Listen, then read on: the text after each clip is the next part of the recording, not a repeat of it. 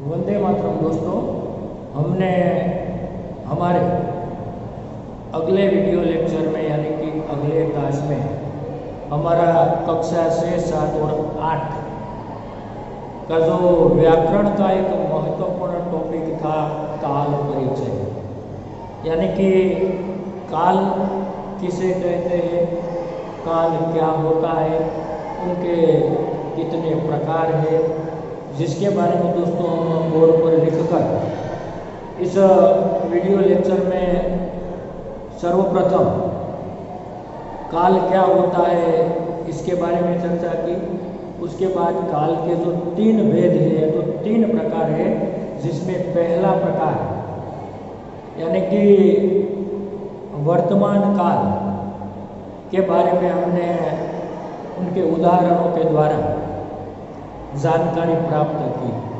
और उसके बाद का अन्य जो 2 भेद हैं, जिसमें भूतकाल और भविष्यकाल।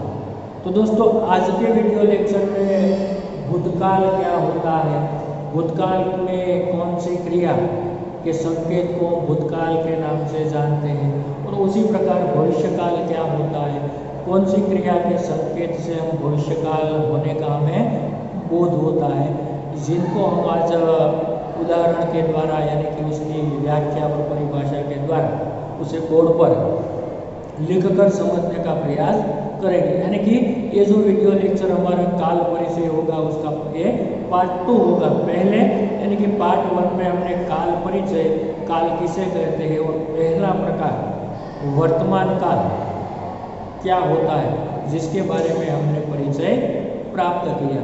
तो आज हम दोस्तों दूसरा प्रकार है भूतकाल, जिसके बारे में हम चर्चा करेंगे। तो दोस्तों आप अपने व्याकरण की बुक में उस टॉपिक को समझकर उसे आपको इस वीडियो लेक्चर के साथ अच्छी तरह से आपको सुंदर अक्षर से अपनी बुक में लिख लेना है। तो सबसे पहले दोस्तों इस काल को हम जाने तो कि भाई निम्नलिखित वाक्य पढ़िए।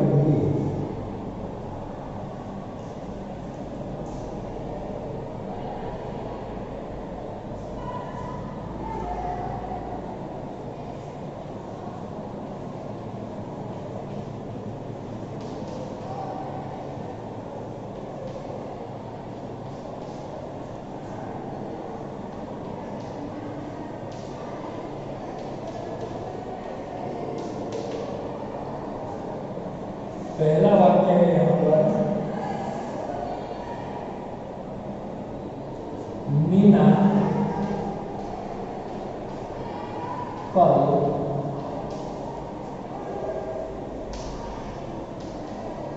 मुंबई गई। दूसरा वाक्य है, हेमंत ने पत्र लिखा।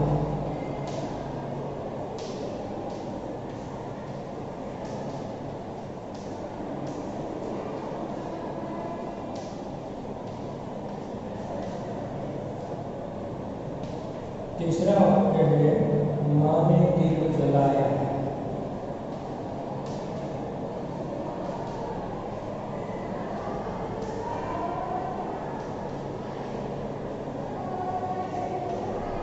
चौथा वाक्य है, गीता ने पानी पिया।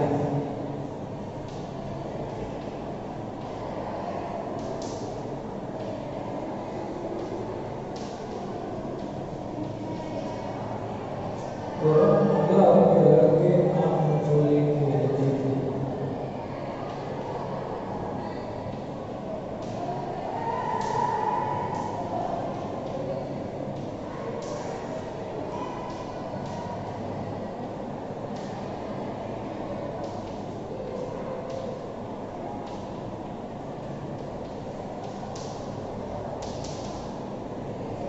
इन्हीं वाक्यों में यहाँ पर कई लिखा, जलाया, पिया और खेलते थे।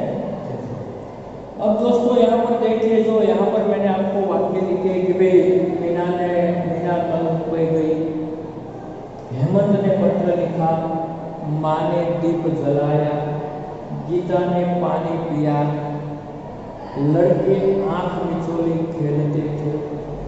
इन पांचों वाक्यों में जो रेखांकित शब्द है अनुक्रम गई, लिखा, जलाई, पिया और खेलते थे, ये जो यहाँ पर क्रिया पूरी हो गई है ऐसा हमें बोध होता है या तो ऐसा हमें प्रतीत होता है। यानी कि मीना कल मुंबई गई, यानी कि कल मुंबई गई जो यहाँ पर क्रिया पूर्ण हो गई है। हेमंत ने पत्र लिखा, यानी कि उसकी पत्र लिखने की जो क्रिया है वह पूर्ण हो गई है। माँ ने दीप जलाया, यानी कि दीप जलाने की जो क्रिया है वह यहाँ पर हमें पूर्ण होती नजर आती है। उसके बाद गीता ने पानी पिया, यानी कि गीता ने पानी पीने का काम पूरा कर लिया। लड़के आंख मिचोली खेलते थे, अर्थात छोकराओं से आंख मिचोली, लड़के आंख मिचोली खेलते थे, यानी कि पांचों वाक्यों में हमें दोस्तों क्रिया पूर्ण होने का बोध होता है। तो जब यहाँ पर क्रिया के जिस रूप में क्रिया पूरी होने का बोध होता है उसे हम भूतकाल कहते हैं। यानी कि जैसे कि वर्तमान काल में क्रिया हो रही है ऐसा बोध होता था, बल्कि यहाँ भूतकाल में क्रिया पूरी हो गई है ऐसा हमें बोध होता है। तो इसकी ये परिभाषा हम यहाँ पर लिख लेते हैं कि भाई भूतकाल को कैसे याद रखें। तो क्रिया के जिस रूप में यहाँ पर ये जो परिभाषा है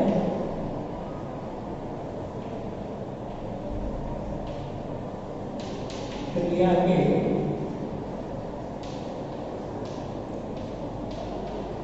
जिस रूप से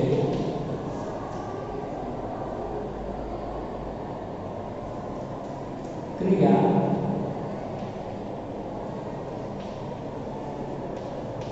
पूरी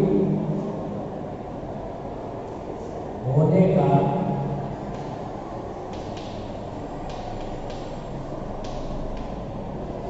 बोध होता है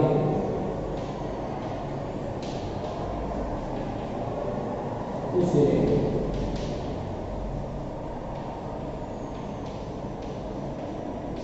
भूतकाल।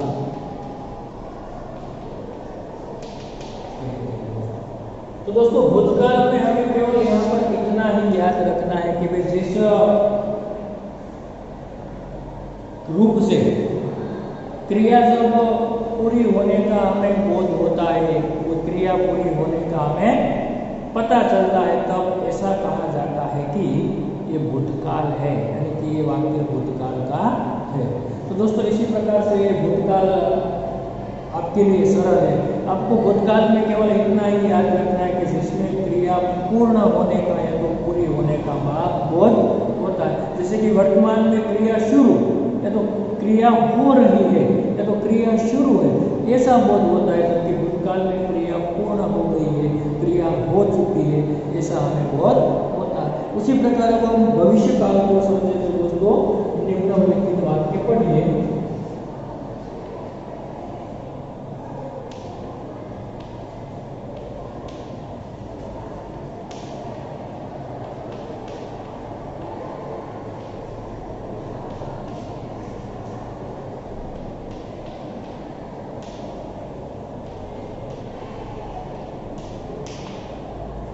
जैसे पहला वाक्य है अब्दुल कल आएगा।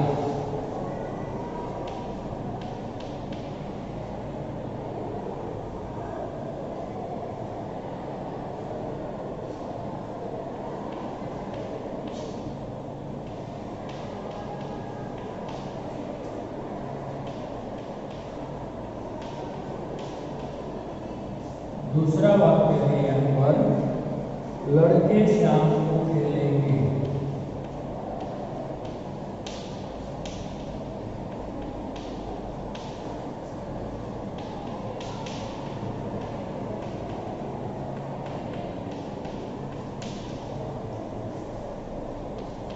तीसरा वाक्य है मीना गुड़िया खरीदेगी।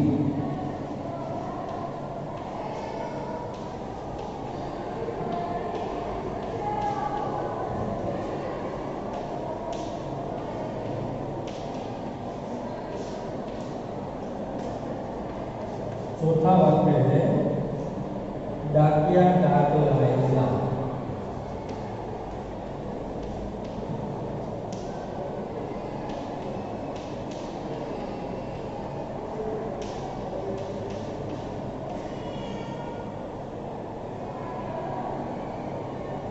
और पांचवा वाक्य है, मैं छुट्टियों में नाना जी के घर जाऊंगा। मैं छुट्टियों में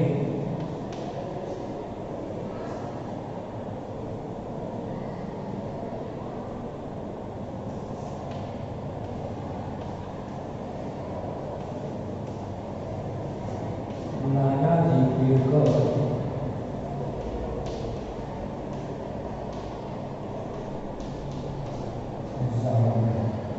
तो यहाँ पर दोस्तों देखिए, अब्दुल कल आएगा, लड़के शाम को खेलेंगे, मीना गुड़िया खरीदेगी, डाकिया डाक लाएगा, छुट्टियों में नाना जी के घर जाऊंगा।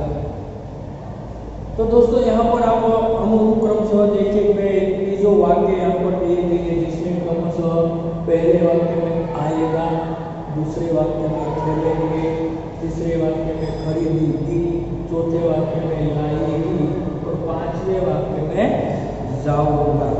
जो यहाँ पर क्रिया हो नहीं रही, क्रिया हो चुकी भी नहीं, पर क्रिया अभी होने वाली है, काम होना अभी बाकी है, ऐसा हमें प्रतीत होता है। यानी कि यहाँ पर क्रिया होने वाली है, क्रिया हुई नहीं है, क्रिया हो रही नहीं है, पर अब क्रिया होने वाली बाकी है। तो दोस्तों जब हमें ऐसा प्रतीत हो कि भी क्रिया होने वाली अब बाकी है, तब हम उसे भविष्य काल के नाम से उनको जानते हैं। तो दोस्तों यहाँ पर इस वाक्य लेते हैं कि भाई क्रिया के जिस रूप से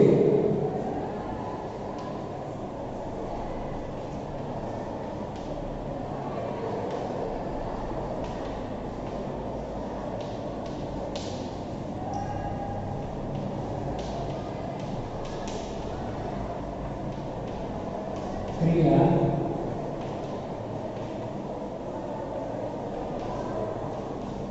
होने वाली है,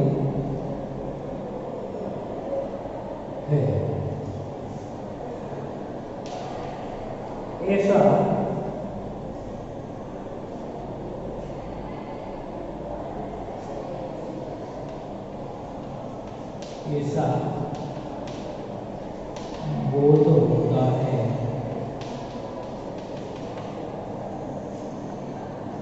उसे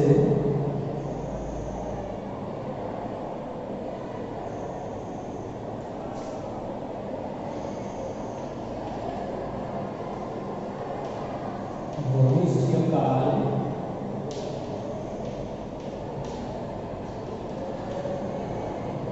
कहते हैं।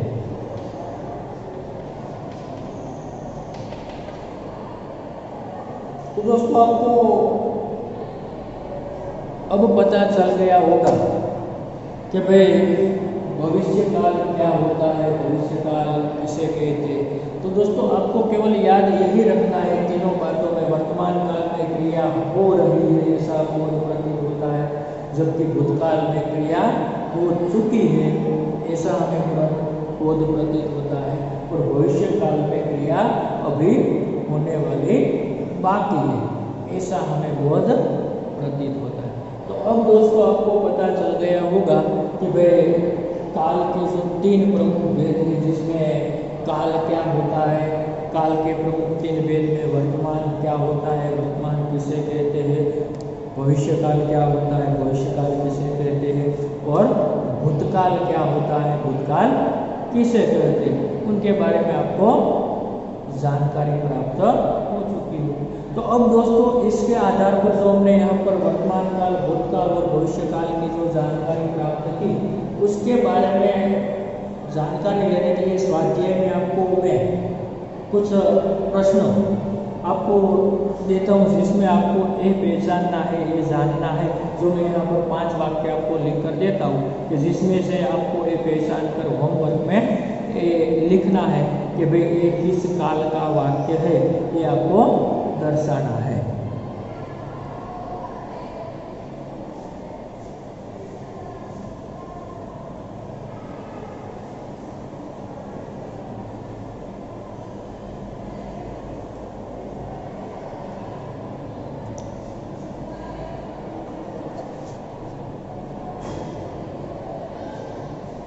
तो भाई निम्नलिखित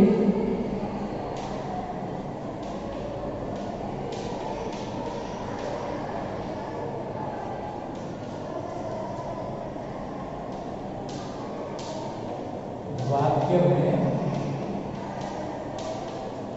काल के भेद पहचानिए। तो यहाँ पर जो वाक्य दिए गए ये हमारे लिए स्वाध्याय के प्रश्न है, जो आपको इसे होमवर्क के रूप में आपको इसे तैयार करना है। जैसे कि मैंने उसे फूल दिया,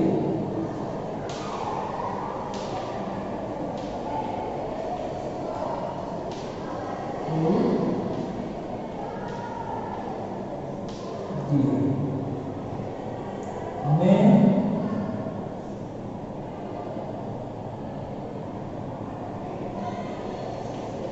गांधीनगर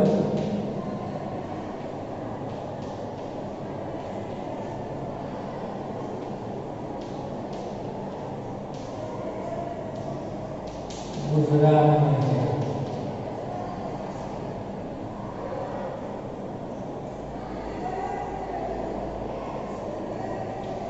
वह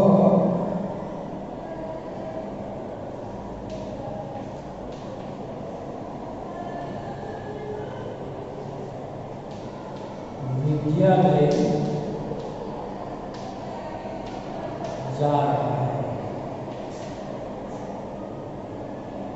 हम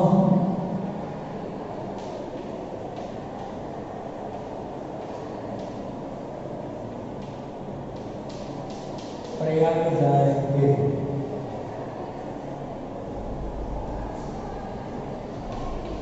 मालिक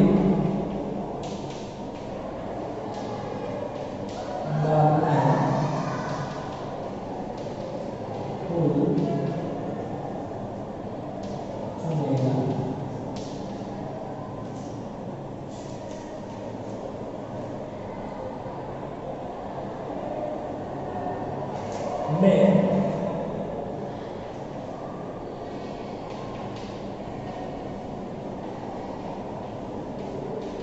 शिक्षक बनूंगा। तो यहाँ पर एक तो स्वाध्याय के रूप में मैंने आपको 5 से प्रश्न दिए, इसमें आपको पहचानना है कि इसमें से कौन से काल का वाक्य। जैसे कि मैंने उसे फूल दिया, गांधीनगर गुजरात में है, वह विद्यालय जा रहा है, हम प्रयाग जाएंगे, मालिक बाग में फूल चुनेगा, मैं शिक्षक बनूंगा। तो यहाँ पर मैं आपको कुछ शब्द देता हूँ जिसके आधार पर आपको होमवर्क के रूप में जो कुछ वाक्य बनाना है। जैसे कि पढ़ना, खेलना, बैठना, और इसके अलावा आप और भी वाक्य कई शब्दों के प्रयोग कर सकते हैं। यहाँ पर आपको जो होमवर्क में इसका आधार थी, वही होमवर्क में आपको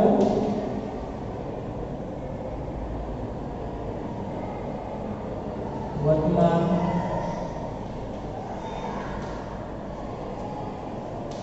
काल, भूतकाल, भविष्यकाल,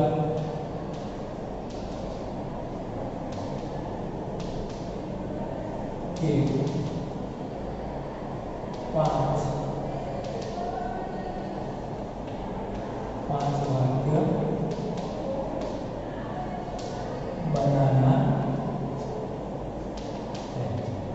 दोस्तों ये आपके लिए होमवर्क हो गया कि इस क्रिया के आधार पर अब आपको पता चल गया होगा कि भाई इसका ये होमवर्क के स्वाध्याय में जो मैंने पहले 5 वाक्य बताया है, जिसमें से आपको बताना उसके सामने लिखना है, फिर मैंने उसे बोल दिया तो वह किस काल का वाक्य है। इन 506 वाक्य में आप इसे लिखकर आपको इसके अलावा आपकी प्रैक्टिस के लिए होमवर्क में आपको वर्तमान काल, भूतकाल, भविष्य काल के 5-5 वाक्य यानी कि तीनों काल के 5-5 वाक्य यानी कि आपको कुल 15 वाक्य जो अलग तरीके से आपको बनाने हैं, जिसमें आपको 5 वाक्य ऐसे बनाने हैं कि जिस वाक्य में हमें वर्तमान काल होने का बोध हो, 5 वाक्य ऐसे बनाने हैं कि जिसमें हमें भूतकाल होने का बोध हो, और 5 वाक्य हमें ऐसा बनाना है कि जिसमें हमें भविष्यकाल होने का बोध है। तो इसी प्रकार दोस्तों होमवर्क में आप इतना करके जो पहले आपने प्रकार